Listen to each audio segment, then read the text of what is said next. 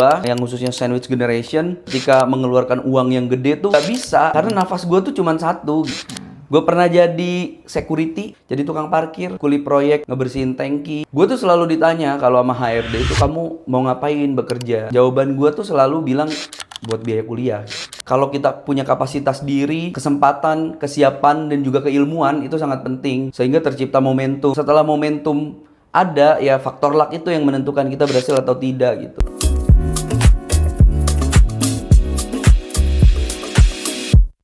Halo semuanya, welcome to Room. Jadi hari ini gue lagi ngobrol sama Tiandi. Dan dia adalah seorang pengusaha. Kita udah kenal lama ya. Cukup lama. Mungkin dari SMA kali ya. Ya. Dan di pembahasan kali ini kita mau ngebahas sandwich generation. Wow. Kayak yang kita tahu ya, di Indonesia sendiri itu ada sekitar 50 juta penduduk usia produktif yang sandwich generation. Yang punya tanggungan tuh ke atas atau ke bawah. Oke. Dan karena gue udah kenal lo, mungkin kan salah satunya juga lo kan yang gue tahu. Iya. Tapi sebelum lari ke pembahasan sandwich generation, gue pengen tahu deh background lo dari awal gimana, ceritain. Kalau diceritain secara mendetail tuh kayaknya waktunya akan lebih dari 5 jam coy. Oke. Kayaknya akan berepisode-episode kayak kisahnya Mahabharata. Jadi pada prinsipnya sih gue tuh lahir di keadaan ekonomi keluarga yang tidak baik-baik saja. Kalau misalkan rate-nya mungkin masuk ke dalam angka kemiskinan di Indonesia lah, salah satu kemiskinan di Indonesia, sehingga waktu kecil hidup gue itu terombang-ambing. Jadi gue tidak hidup dengan keluarga yang hangat, ada ibu bapak, ada kakak dan adik gitu. Nah gue tuh tidak mengalami hal itu. Gue harus tinggal di rumah uak gue di Karawang, terus harus tinggal di rumah nenek gue, yang mana rumah nenek gue itu diisi, jadi nyokap gua itu kan dari istri yang ketiga, sehingga di dalam rumah nenek gua itu sudah lebih dulu ada keluarga dari istri yang pertama. Oke. Ya dari situ aja perlakuannya sudah berbeda tuh gitu antara istri pertama dengan istri ketiga, sehingga waktu kecil gua merasa gua tuh agak didiskriminasi. Kalau misalkan yang dari abang-abang gua yang beda nyokap ini gitu sama nenek gue diperlakukannya sangat baik gitu. Dari segi makan aja gue dibedain. Kalau mereka ya dapat daging ayamnya, dada, paha gitu. Nah gue tuh dapat kepalanya atau pantat ayamnya gitu. Jadi agak sedikit tragis lah kalau misalkan menceritakan sandwich generation ini. Gue mau nangis nih. Sebenarnya gue mau nangis tuh bukan karena sedih, kaki gue keinjek sendiri. Masih dapat nggak itu ya komedinya? Ya itu sih. Berarti lo relate lah ya sama sandwich generation ya? Sangat. Sejak kapan lo sadar kalau kayaknya gue emang sandwich generation yang emang harus survive dan menghidupi entah mungkin dari yang ke atas kayak orang tua, nenek dan lain-lain, atau mungkin ke bawah seperti anak, ponakan dan lain-lain. Sejak kapan lo sadar? Tentunya itu sebenarnya kalau paham tentang sandwich generation kan baru-baru ini sebetulnya. Gua kan nggak paham istilah itu kan. Cuman yang gua tahu pada saat lulus SMA itu ketika gua dapat uang, kok nggak gua nikmatin sendiri gitu. Tapi harus dibagi ke ada adik, ada orang tua gitu. Nah, padahal kan gua ngerasa bahwa gua yang kerja nih, gua yang capek, tapi kok yang nikmatin orang lain gitu. Nah, ternyata itu tuh masuk ke dalam kategori sandwich generation gitu. Dari mulai kan katanya laki-laki itu ketika dia sudah menikah dia sudah tidak hidup lagi untuk dirinya sendiri. Nah kalau gue tuh setelah lulus SMA gue tidak hidup untuk diri gue sendiri gitu. Jadi agak sedikit perih lah gitu. Gimana ya? Ada sedikit tidak ikhlasnya karena kan kita yang capek kan. Tapi betul. Di satu sisi gue tidak tega gitu kalau misalkan uang itu tidak gue kasih kepada orang tua gue. Gitu. Hal apa deh yang paling lo ngerasa berat gitu? Jadi sandwich generation yang tadi lo singgung ya kayak gue ada ketidakrelaan untuk memberikan hasil jerih payah gue ke orang-orang nih. Iya. Hal apa? Ya itu sih yang gue bilang tadi. Jadi kalau gue selfish gitu ya. gue egois kepada diri gue sendiri gitu. Sebetulnya gue ngerasa cukup, tapi ada hal yang secara apa namanya hati nurani gue tuh menolak untuk tidak melakukan itu gitu. Jadi memang dari lingkungan itu kan sangat mempengaruhi ya. Iya. Dimana kalau di lingkungan gue itu kan gue tinggalnya di kampung dulu. Iya. Jadi di kampung gue itu anak-anak itu bahkan banyak yang tidak lulus SMA itu mereka sudah mulai bekerja untuk menghidupi ibunya, bapaknya, adik-adiknya gitu. Sehingga gue ngelihat kayaknya gue kan orang yang sangat sadar diri ya. Iya. Ketika jatuh cinta pun gue agak sadar diri gitu. Ketika mau ngembat PDKT dengan si A, si B gitu, gue selalu ngelihat, oh kayaknya gue nggak sampai ke sana deh gitu. Nah kalau pertanyaannya paling berat, sebenarnya kalau gue sendiri nggak terlalu berat, tapi itu bisa muncul ketika gue benar-benar lagi capek aja gitu. Kayak ngerasa nggak adil banget sih gitu. Oke. Sementara di tempat lain ada orang yang ya udah kalau kerja ya dinikmatin sendiri, bisa beli apa yang mereka suka. Nah gue enggak gitu. Berarti kalau gue simpulkan emang driven lo adalah berbakti ya. Ya Berbakti kepada ya yang lokasi, Ya. apa ya, sebagai rasa bentuk tanggung jawab mungkin ya. betul. Coba deh kita balik ke belakang ya. Sebelumnya sewaktu abis lulus SMA, lo langsung kerja apa? Kuli proyek, kuproy. Kuli proyek, Iya. kuli bangunan gitu. Kan gue pernah ketemu lu. Gue balik proyek pakai helm, Iya. pakai kacamata, Iya. pakai topi, terus ngetok-ngetok mobil nggak dikenalin. Bro, gila bro, itu sakit hati banget bro. Maksud gue kan deket sama dia, tiba-tiba gue Ya kan ngeliat lo nggak mobilnya. kelihatan dong pakai apa topi dan At least lu lain-lain. tahu lah itu badan gua, maksud Enggak gua. lah. Badan kuli kan banyak yang apa keren-keren gitu. Tolong loh, kuli-kuli kayak di Indonesia ya. gede-gede gitu. Ya. Pertanyaannya apa tadi? Gue lupa. Awal kerjaan lo lah. Oh, kerjaan gua ya itu, kuli proyek itu. Jadi gua serabutan. Gua pernah jadi security di security project. Jadi misalkan ada perusahaan apa yang harus dijagain, lagi bikin project apa gitu. Nah, gua ada di situ. Terus jadi tukang parkir di dalam perusahaan itu. Jadi banyak sih gua. Jadi apalagi ya? Lebih banyaknya sih gua sampai ke menemukan ke sekarang itu di apa namanya ngobrol sama orang sih, ketemu sama orang. Jadi gua by relasi kayaknya untuk mencapai ke sekarang ini. Tapi kalau dulu untuk di awal-awal itu ya itu, gua pernah kuli proyek ngebersihin tangki. Tangki apa? Jadi ada salah satu perusahaan di Cilegon itu tangki kimia. Nah itu biasanya per 1 tahun itu 2 kali itu mesinnya dimatiin, di shutdown, terus diganti semua part-partnya. Nah gue tuh ikut di bagian situ gitu. Jadi gue masuk ke dalam tangki yang berbahaya itu. Ya itu sampai segitunya gitu. Tapi dari semenjak lo lulus SMA ya, lo kan ada biasanya kan lulus SMA orang-orang pada pengen kuliah dong. Betul. Nah lo ada sebetulnya pengen kuliah tapi terbentur dengan keadaan ekonomi, atau emang lo dengan kesadaran penuh kayak kayaknya gue dari SMA langsung kerja aja nih, nggak mungkin kuliah deh kayaknya, apa gimana? Ya gue kan cita-cita gue kan dari dulu memang pengen jadi seniman. Gue tuh pengen jadi aktor dulu. Aktor. Iya, jadi pengen kuliahnya tuh di kesenian. Dulu gue tuh pengen punya mimpi bisa kuliah di IKJ di dunia perfilman. Oke. Nah, cuman setelah gue melihat kondisi gue, kayaknya itu tidak mungkin terjadi. Oke. Gitu. Sehingga kalau misalkan gue mau bermimpi ya udah, yang penting kuliah. Jadi keinginan kuliah dan hidup normal itu ya sangat pengen. Cuman kan gue lagi-lagi dibenturkan dengan keadaan gitu. Kayak apa namanya, kalau misalkan kumpulan gitu ya, kayak kan kalau misalkan lulus SMA tuh selalu ada kumpulan-kumpulan tertentu.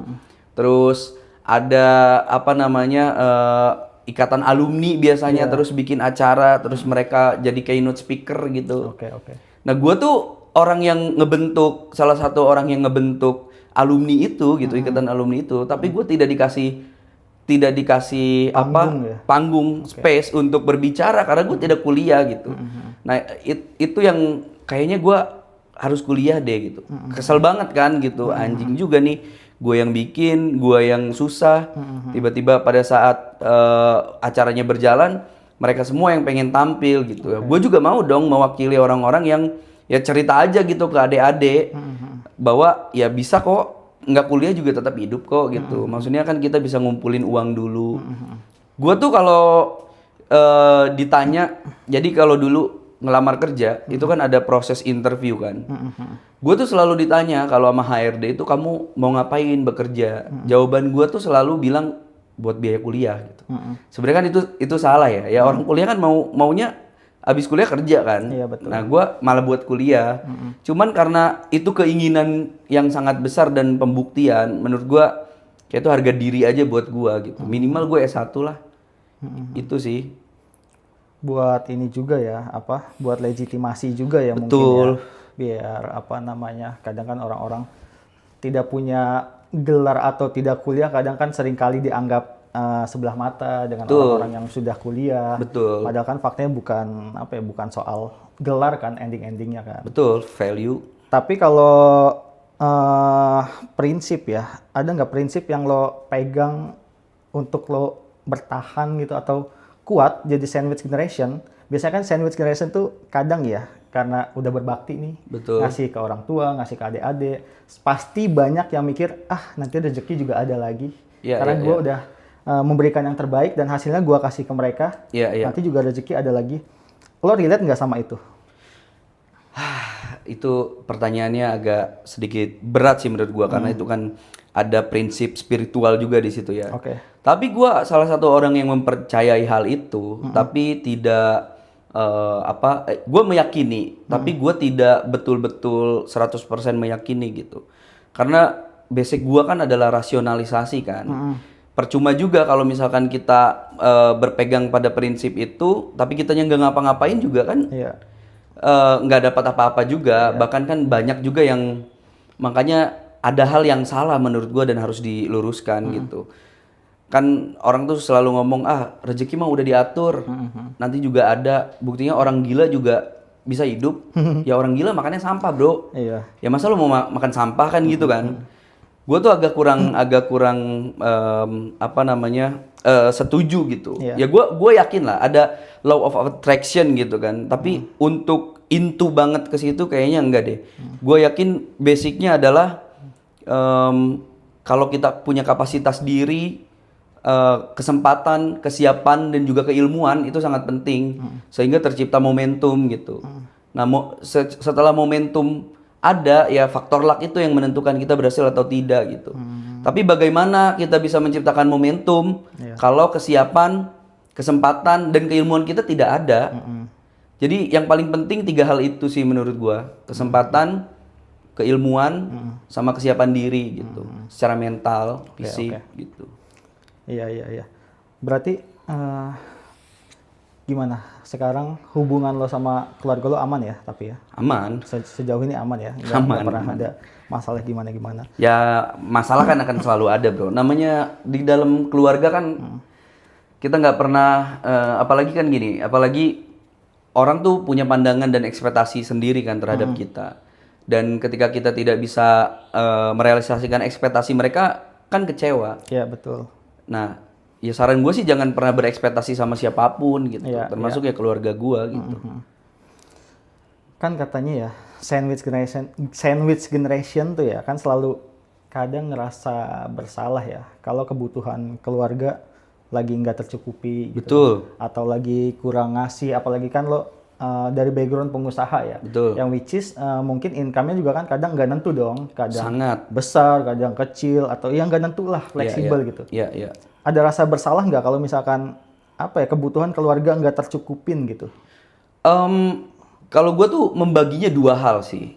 Kayak gue sendiri kan selalu membagi income dan outcome itu selalu berdasarkan apa yang gue pelajari gitu ya. Kayak misalkan penyesalan ada nggak sih gue nggak ngasih yang terbaik gitu misalkan. Tapi kalau dipikir dari dan kita lihat dari kapasitas gue rasa gue sudah ngasih yang terbaik. Oke. Sehingga gue udah punya bare minimum apa dan standarisasi apa yang harus gue kasih kepada orang tua gue misalkan. Oke. Kayak misalkan gue kan selalu menghitung ya kehidupan dalam 1 bulan itu habisnya berapa sih untuk Oke. tinggal di kampung misalkan. Oke. Dengan kebutuhan A, B sampai Z gitu misalkan. Kalau secara kebutuhan menurut gue itu sudah oke gitu. Udah cukup layak lah hidupnya gitu. Cuman kadang yang tidak bisa gue wujudkan secara cepat adalah keinginan. Iya. Kayak nyokap gue kan pengen banget beli rumah. Nah itu yang belum sampai nyokap gue meninggal tuh gue belum bisa terrealisasi untuk ngebeliin nyokap rumah karena kita tahu lah ya harga rumah di zaman sekarang tuh gila banget gitu. Iya, betul, Apalagi betul. di di gua yang khususnya sandwich generation ketika mengeluarkan uang yang gede tuh kayak nggak bisa karena nafas gua tuh cuman satu gitu, nyawa gua tuh cuman satu. Iya. Sehingga ketika gua all out ke satu hal yang itu mengurangi earning power gua, itu akan berbahaya di guanya gitu. Sementara gua juga kan harus menjalani kehidupan, harus bertanggung jawab atas anak istri gua, kehidupan gua ke depan gitu. Jadi gua membaginya 2 hal itu sih, keinginan dan kebutuhan. Jadi kalau balik lagi ke pertanyaan di awal, sebenarnya ada penyesalan nggak sih? Sebenarnya enggak.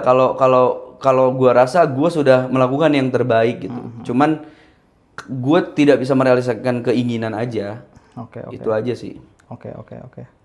Berarti kan tentu ya pada orang umumnya pasti akan selalu butuh healing, quote on quote rehat dong ya. Ya. Kadang kali kan sering datangnya healing atau rehat tuh dengan menuruti keinginan kita kan. Betul. Kita ingin apa, spending buat itu gitu. Betul, Itu kan betul. healing juga kan buat kita. Betul. Which is itu akan sulit dilakukan oleh sandwich generation kan Iya, biasanya. iya. Nah, cara lo untuk rehat gimana deh? Jadi Untuk healing ya? gue juga bingung sama diri gue sendiri waktu itu. Gue ngerasa gue tuh nggak punya hobi karena dari kecil untuk mensupport hobi gue tuh agak sedikit susah Iya. karena terbatas di biaya kan. Kalau teman-teman gue main Tamiya gue nggak bisa beli, main main mobil remote gue nggak bisa beli. Oke. Hobi yang mengeluarkan uang tuh sangat gue hindari gitu. Nah, alternatifnya adalah gue kan selalu bertanya sebenarnya apa sih yang ngebuat gue happy? Iya. Simple sebetulnya, ngebuat gue happy tuh ngobrol sama orang kayak gini, ngobrol terus gue ketemu sama orang, terus mengulik tentang kehidupannya mereka, mendengarkan perspektif mereka tentang kehidupan gitu. Oke. Itu healing aja buat gue. Dan faktanya ternyata gini, milenial dan juga boomer itu lebih bahagia dan butuh nongkrong 1 minggu tuh 3 kali. Ternyata itu ada dalam penelitian, cuman gue lupa. Oke. Jadi itu yang membuat kenapa bapak-bapak kalau lu lihat kalau lu lihat di kampung-kampung itu sering nongkrong, karena itu kebahagiaan mereka. iya. Nah mungkin gue juga sama gitu, Iya. karena gue tidak punya cukup uang yang harus gue keluarkan untuk hobi, ya nggak bisa gitu. Nah kalau untuk setelah gue menikah ini, kesenangan gue adalah gue bertemu dengan hari Minggu. Oke. Dimana gue bisa fokus sama anak dan istri kan. Quality time, Betul. family gitu ya. Ya entah cuman main ke taman doang kan itu kan nggak perlu ngeluarin uang ya. Cuman ngeluarin waktu aja gitu. Itu sih nggak gue nggak pernah men-set diri gue untuk cengeng gitu. Iya. Harus banget melakukan sesuatu yang gue pengen gitu. Gue tuh udah punya on off-nya ketika oh kayaknya ini harus deh gitu. Oh kayaknya ini enggak deh. Bahkan gue bisa menahan gitu. Iya. Oke, kita kan tadi lo udah singgung soal pernikahan ya, udah berkeluarga gitu. Coba kita balik dulu ya sebentar ya. Ya. Lo ada kekhawatiran gak sih dari sebelum tahap lo menikah? Kan biasanya akan selalu ada pertimbangan dong. Betul. Apalagi orang-orang seperti sandwich generation. Betul. Kadang kali kan quote on quote minder buat deketin cewek kan tadi Iya, udah lo bilang juga. Iya. Terus harus memutuskan menikah nih gitu loh. Iya. Otomatis harus menghidupi orang lagi nih. Betul. Nambah lagi nih orang-orang atau beban yang harus gua keluarkan nih. Iya. Gitu. Apa pertimbangan lo itu? Kenapa lo berani untuk melangkah?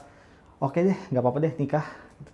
Kayaknya basicnya adalah gue tuh menemukan wanita yang pas aja menurut gue gitu, yang ini kayaknya kita bisa tumbuh bersama nih gitu. Karena kan ketika kita menikah, menikah itu kan seumur hidup ya. Iya. Sehingga ketika kita menikah dengan orang yang salah, nah itu yang bahaya gitu. Tapi kalau kita menikah dengan orang yang tepat, dengan apa namanya pemikiran yang tepat, ya pasti akan mencapai tujuan bersamanya enak gitu. Nah, waktu awal pas gue disuruh nikah pun, itu gue agak sedikit ragu. Iya. Ya balik lagi pasti kan ini ekonominya akan seperti apa Iya, gitu betul, kan. betul. Tapi gue berdiskusi dengan istri gue waktu itu sebelum kita menikah bahwa akan ada plan-plan yang akan kita lakukan ketika kita menikah. Ya kita bisa jualan misalkan, terus kita bisa buka bisnis misalkan, terus ya banyak lah yang bisa kita capai bersama gitu. Soalnya yang balik lagi ke kata-kata gue bahwa ketika kita menentukan kita akan menikah, ya pastikan wanita itu adalah wanita yang pas, wanita yang memang wife material gitu. Orang yang memang selalu support gitu ya. Betul, orang yang memang bisa mendorong lu bukan menarik lu gitu. Dan ya God bless-nya istri gue tuh tipe orang yang kayak gitu. Jadi dia ketika kita berdiskusi masalah finansial, itu nyambung gitu. Kita harus punya goal sekian. Apa yang akan kita lakukan? Itu kan selalu gue buka kan. Apa yang akan kita lakukan untuk mencapai goals ini gitu. Oh, efisiensi dari sini misalkan. Oh, kita bisa dapat income tambahan dari sini. Dan ya sejauh ini sih gue apa namanya sangat bersyukur dan juga agak sedikit nyaman lah gitu. Tapi lo pernah nggak ada rasa takut ya, kan untuk memulai keluarga nih, ada rasa takut untuk justru ngulang sandwich generation untuk anak lo gitu? Betul. Ada perasaan takut itu nggak? Ada dong. Ada dong. Makanya pas istri gua hamil, tiba-tiba dia ngasih tahu pakai test pack dia hamil, gua nangis sambil ngedengerin lagunya Virgon. Nangis karena bukan karena happy. Bukan, ya happy ya. Tapi gue lebih memikirkan kepada sesuatu yang belum tentu terjadi juga gitu. Maksud gue kayak biayanya, gue mikirin biaya melahirkan kan serem banget kan. Gue ngedenger kan. Karena gue takut banget pakai fasilitas pemerintah BPJS. Takutnya nggak dijahit pak. Dan tidak optimal. Nah itu maksud gue. Nah itu yang gue bayangkan gitu. Tapi setelah dia hamil dan juga ya melahirkan, gue selalu berpikir tuh fokus kepada diri gue sih. Apa yang gue bisa lakukan untuk menambah income gue gitu. Apa yang harus gue lakukan sehingga earning power gue tuh tambah gede gitu. Jadi dari semua, karena ketakutan itu gue sudah mempersiapkan banyak hal. Jadi tidak meminimalisir ketakutan. Kalau misalkan overthinking ya setiap malam gue juga overthinking. Karena gue Gemini ya. Overthinkingnya tinggi gitu. Tapi kalau ketakutan terus kita nggak ngelakuin apa-apa juga kan nggak akan jadi apa-apa.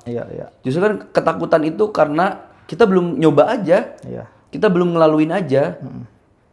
Kalau gue selalu berpikir bahwa gue tuh pernah ngerasain yang lebih parah dari ini gitu. Sehingga ketika gue menemukan sesuatu atau benturan atau ketakutan, kayak gini doang nih. Gue selalu mikirnya gitu sih. Oke.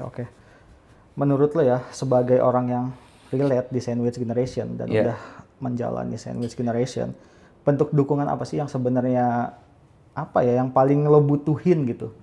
Yang paling emang ngebantu lo dan beneran bikin lo kuat gitu? Bentuk dukungan kayak gimana?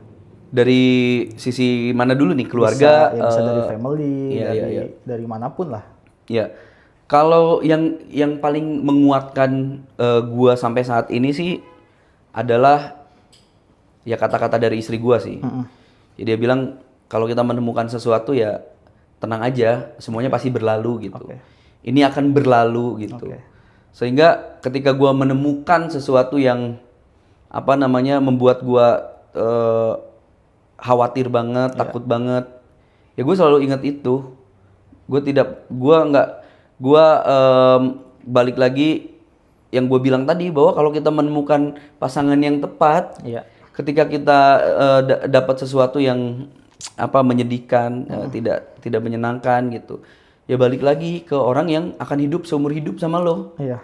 Kalau orang yang hidup sama lo seumur hidup itu tidak menyenangkan, pada saat lo punya masalah dan pas lo tidur lo dijejak, Iya. nah itu kan itu akan menjadi disaster gitu, Iya, iya. akan menjadi bencana bro. Iya, iya. Tapi kalau dia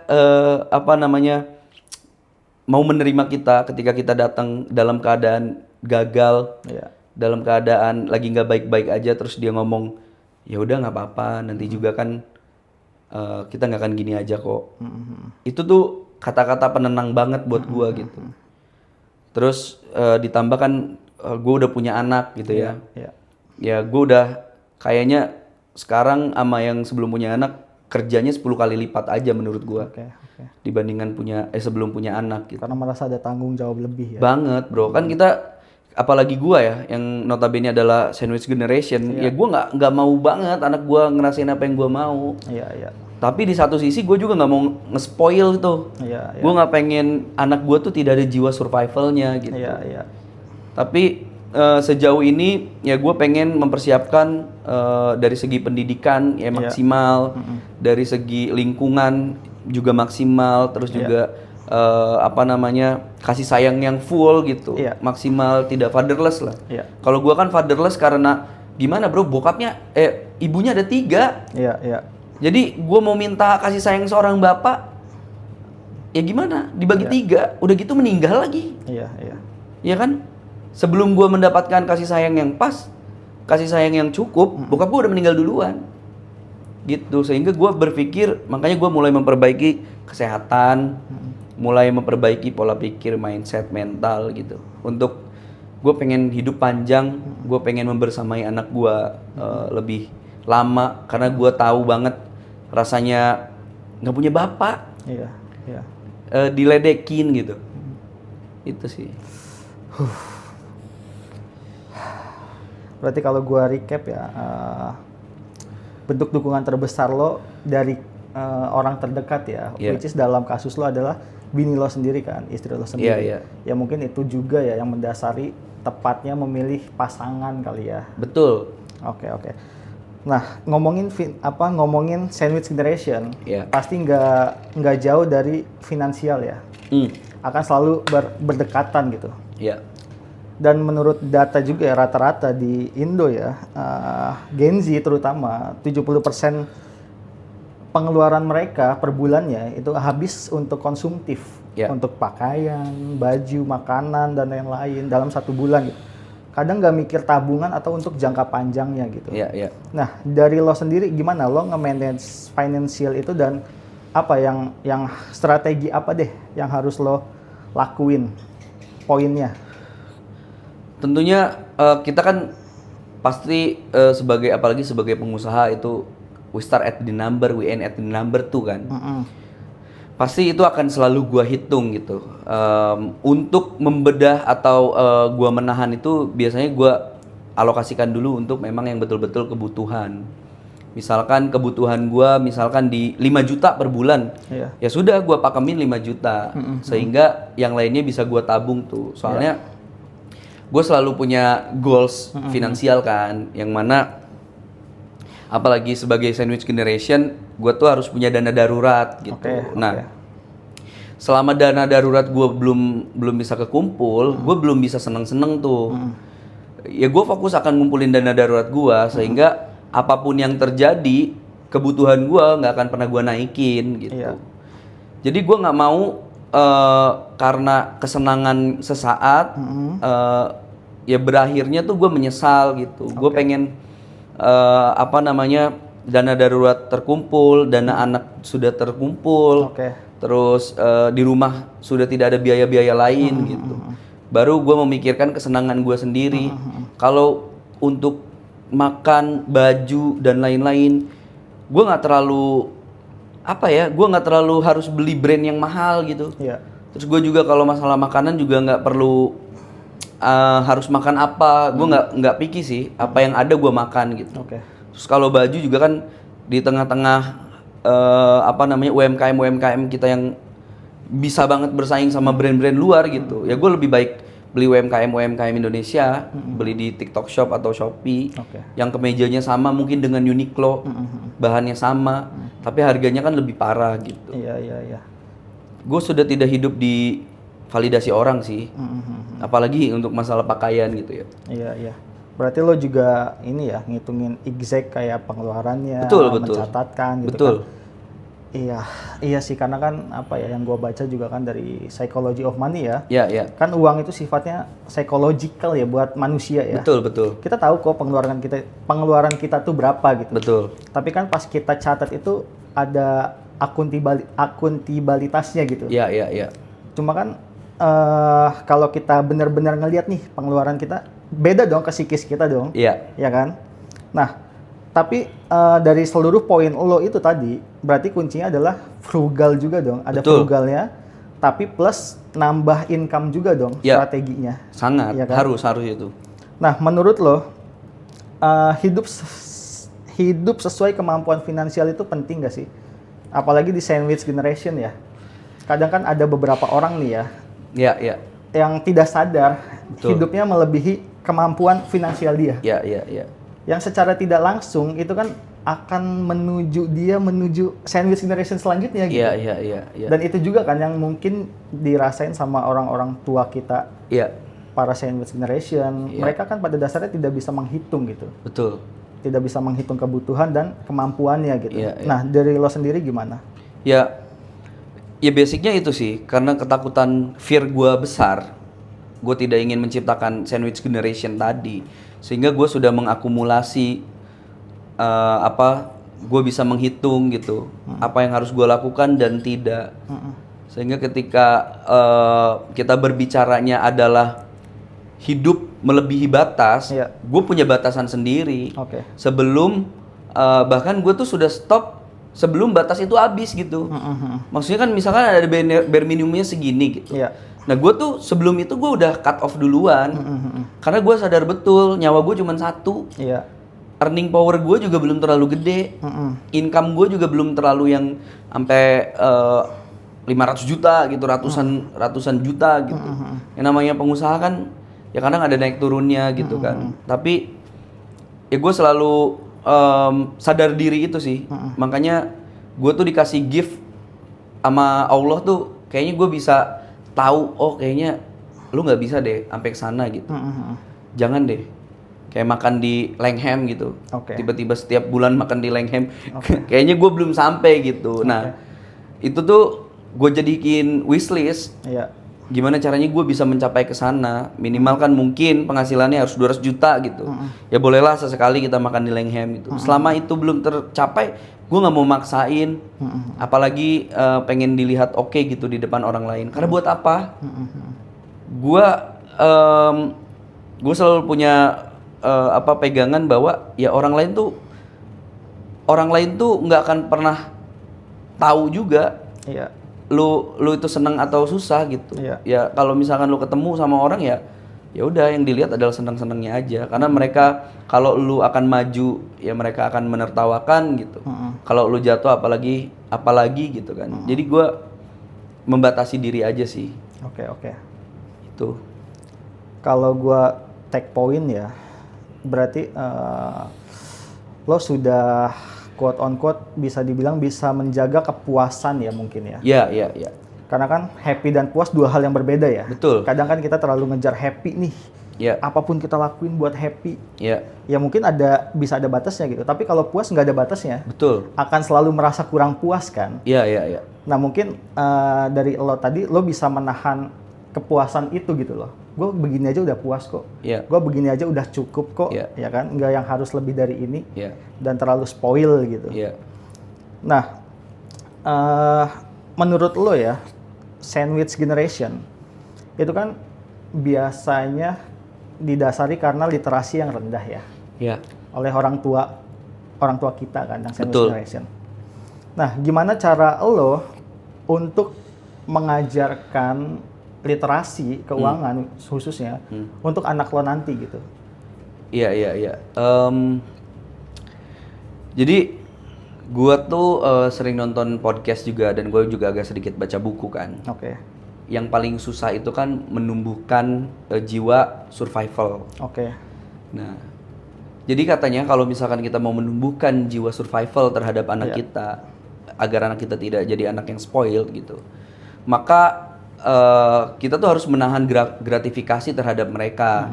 Makanya gue tuh memulai dari hal kecil, kayak misalkan dia dapat jatah nonton TV itu atau nonton screening time itu cuma di hari Minggu. Sehingga di hari-hari biasa itu gue bebaskan dia untuk bermain. Kalau misalkan dia nangis ya udah gue biarin aja. Karena itu katanya melatih jiwa survival mereka. Sehingga ketika mereka mau mendapatkan sesuatu yang happy, menyenangkan gitu, mereka tuh harus menahan dulu. Iya. Katanya itu akan berdampak terhadap ketika mereka sudah dewasa. Iya. Nah itu sih salah satu hal kecil yang gue ajarkan. Ya mungkin karena dia masih kecil banget, ya gue belum bisa mengajarkan hal finansial atau fundamental finansial yang dasar gitu.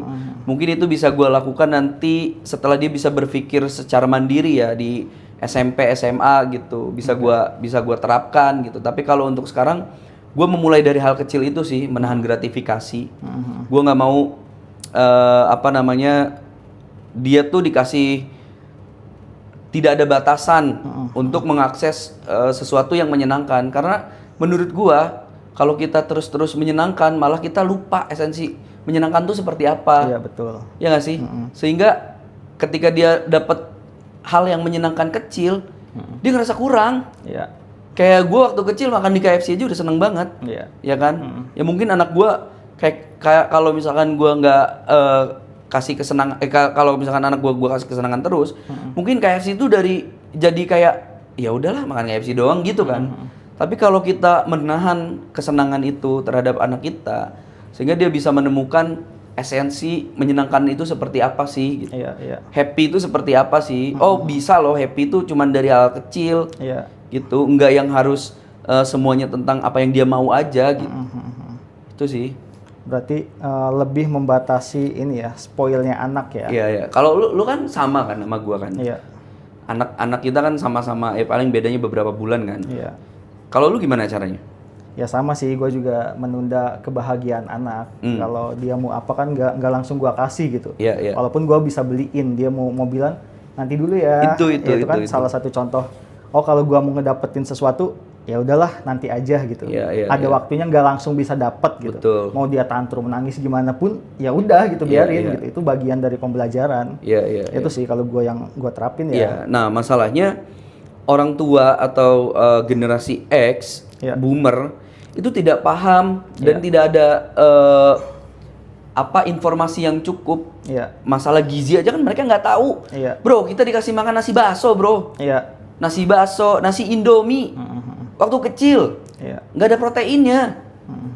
Ya karena keterbatasan literasi dan informasi itu kan. Iya. Kalau sekarang kan kita beruntungnya kita hidup menjadi orang tua di ketidakterbatasan informasi. Iya, betul. Sehingga kita bisa ngasih sesuatu yang maksimal.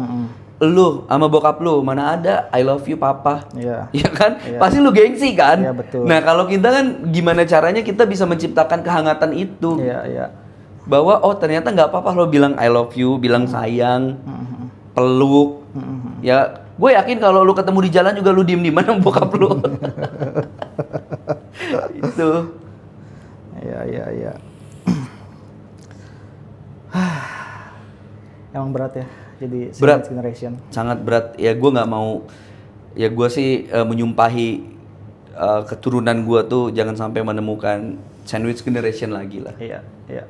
Itu cukup kakeknya aja gitu. Dan ini ya ironinya ya masih banyak juga sih di Indonesia yang mungkin dengan sengaja ataupun tidak sengaja ya menjadikan anaknya ya sebagai sandwich generation gitu. Ya, Secara tidak sadar. iya. Padahal kan itu merenggut kemauan anak juga kan dan perkembangan anak kan endingnya kan. Apalagi di era sekarang ya, yang literasi seharusnya sih sudah bisa diakses gitu. Betul, betul. Tapi itu pun masih banyak yang belum paham gitu. Apalagi zaman waktu orang tua kita kan Itu. gitu. Bahkan ada, lo tahu di Jawa Barat Ya. ada orang tua dia nggak kerja sama sekali, anaknya ada 12 bro. Gila loh itu. Dia disuruh berhenti untuk bikin anak, itu istrinya lagi ngehamil lagi, anak yang ke-12, anaknya 11, mau ke-12, anaknya putus sekolah, makan juga jarang, ngandelin dikasih sama warga, ngemis dan lain-lain gitu. Maksud gua, kok bisa ada orang tua setega itu? Iya. Karena pemahaman yang salah menurut gua. Karena berpikirnya banyak anak banyak rezeki. Iya. Tapi tidak merasionalisasi rezeki itu datangnya dari mana gitu. Ya oke lah kita punya Tuhan gitu, punya Allah. Tapi perantaranya dari mana? Iya, iya. Masa nungguin apa namanya warga ngasih makan ke kita? Iya, iya. Kasian gitu. Iya. Nah, itu sih yang kayaknya harus dibenerin dari pola pikir orang-orang Indonesia kebanyakan gitu.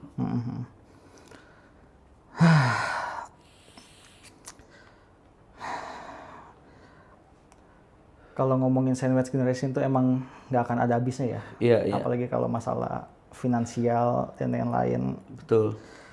Coba deh sebelum kita closing ya. Iya. Kalau lo boleh balik ke lo yang dulu, Iya. apa yang lo mau ubah? Ada yang mau lo ubah nggak? Kalau gua balik ke yang gua berapa tahun yang lalu nih. Berapapun. Kalau gue bisa balik ke umur gue yang 20-an, ya gue sekarang masih 29 sih. Maksudnya ke 20 tahun, Iya. mungkin gue akan ngasih tahu ke diri gue harus belajar lebih banyak. Iya. Agar di tahun gue yang sekarang 29 tuh gue bisa menikmati hasil dari apa yang gue kerjakan gitu. Tapi ya life must go on kan. Iya. Ya mungkin ini waktunya, makanya ya gue belajar lebih banyak sekarang. Gue bekerja lebih keras sekarang. Iya. Sehingga gue pengen ketika gue di umur 40 tuh gue bisa menerima ya income yang cukup tanpa gue harus ngapa-ngapain gitu. Gue udah pengen menikmati masa sama anak dan istri gue tuh jalan-jalan ke luar negeri. Iya. Gue pengen menghabiskan waktu sama mereka karena waktu ini kan cepet banget berlalu ya. Iya. Tiba-tiba kita udah umur 29 tahun. Iya. Dan banyak yang di umur kita yang sekarang ini kan banyak yang merasa belum jadi apa-apa. Iya. Padahal nggak apa-apa juga gitu kan. Iya. Tidak ada yang menuntut lu untuk jadi sesuatu juga gitu. Betul. Tapi alangkah lebih baiknya kita fokus kepada diri kita sendiri, ya belajar sih. Yang paling mendasar banget menurut gua, sampai mati pun kita harus terus belajar. Kita harus terus bertumbuh. Iya. Gua nggak mau jadi manusia yang nggak bertumbuh Iya. secara SQ, EQ dan IQ gitu. Gue pengen terus menjadi versi terbaik di diri gua. Gitu sih. Tapi kalau gue bisa balik lagi ke zaman SD, Iya. ya mungkin gue nggak pengen bokap gue meninggal duluan sih. Kalau itu ya gitu, kayaknya akan lebih menyenangkan deh gitu. Tapi kalau dia meninggal dan meninggalkan harta yang banyak, ya gue nggak akan jadi gue yang sekarang sih. Maksudnya ya ada rasa bersyukurnya di situ. Mungkin kayaknya kalau misalkan gue hidup di silver spoon dan golden plate gitu, kayaknya gue nggak akan punya jiwa survival mode yang tinggi juga. Gitu. Oke. Ya ada plus minusnya sih. Ya plusnya adalah gue bisa jadi ya versi yang agak baik di diri gue gitu. Di umur gue yang sekarang, gue bisa tahu banyak hal, bisa kenal banyak orang, bisa menjalankan sesuatu gitu. Itu sih. Oke, semuanya terima kasih yang udah nonton. Semoga video ini bermanfaat untuk kalian. Dan semangat untuk kalian Sandwich Generation. Dadah semuanya. Sandwich Generation.